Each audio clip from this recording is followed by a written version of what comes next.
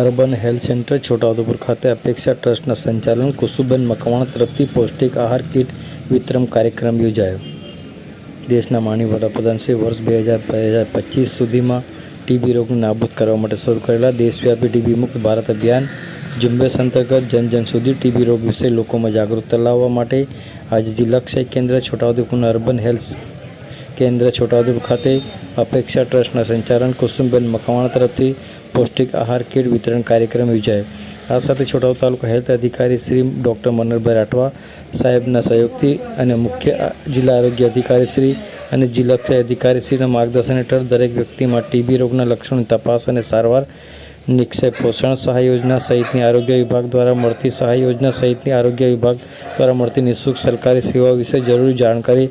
સરળ ભાષામાં લોકોને નિયમિત સારવાર મળી રહે અને લોકો તેનો સહેલાઈથી લાભ લઈ શકે તે હેતુથી જાણકારી આપવામાં આવી હતી. જેમાં સિનિયર ટ્રીટમેન્ટ સુપરવાઇઝર મનોહરભાઈ વણકર, તાલુકા લેબોરેટરી સુપરવાઇઝર પરેશભાઈ વૈદ તેમજ શહેરી આરોગ્ય કેન્દ્રના સુપરવાઇઝર રાજુભાઈ રાઠવા સહિતના આરોગ્ય કર્મચારી પણ ઉપસ્થિત રહ્યા હતા. તાલુકા કક્ષાએ જે ટીબી દર્દી છે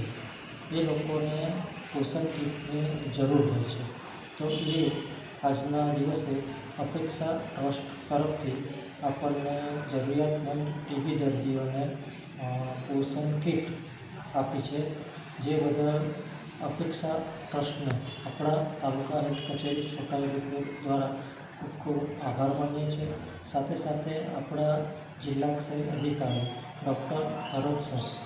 એમના માર્ગદર્શન હેઠળ આપણે જે વડાપ્રધાનનું સપનું છે 2025માં ટીબી મુક્ત કરવાનું, તો એના માટે પણ આ જે પોષણ કીટ છે એ ટીબી દર્દી માટે બહુ જ જરૂરી છે અને એ પ્રમાણે આપણે આ જે ગોલ છે એ સારી રીતના આપણે એચીવ કરી શકીએ.